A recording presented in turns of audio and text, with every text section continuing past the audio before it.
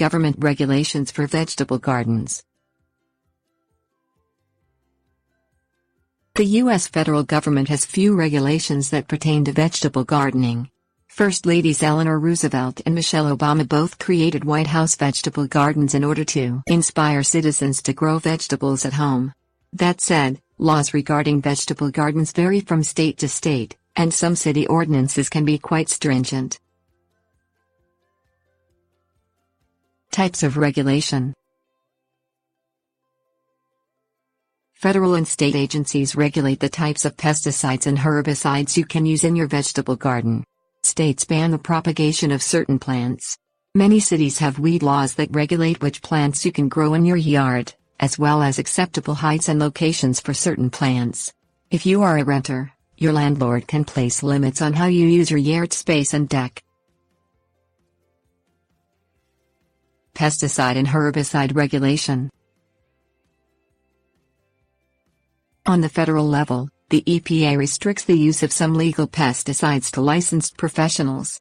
States also have the right to place stricter regulations on pesticide use. For example, phenoxy herbicides are illegal in Washington, but not in Missouri. State government websites should have information on regulations specific to your state. Noxious weeds and invasive species. The federal government maintains a list of invasive or noxious plants that are considered a threat to native species or agriculture. States can impose stricter regulations regarding the propagation of these or other plants. The USDA website includes links to regulations by state. Luckily for the prospective urban farmer, few of these regulated plants produce edible vegetables.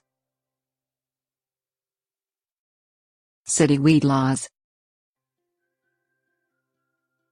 According to a report issued by the John Marshall Law Review, residential lawn and garden regulations, or weed laws, date to the 1940s.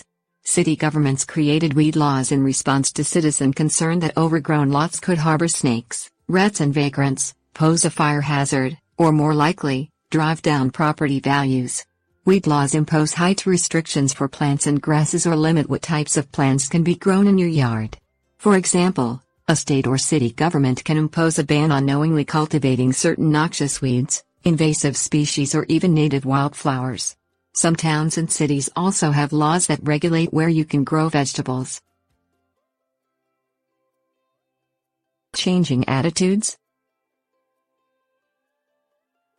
Concerns about the environment and nutrition have led many city governments to roll back regulations that restrict the growth of native or edible plants, and some cities, such as Seattle and Chicago, now encourage urban vegetable gardeners by providing gardening tips, free compost or other resources. Check your town's homepage for details on new programs or changes in regulation.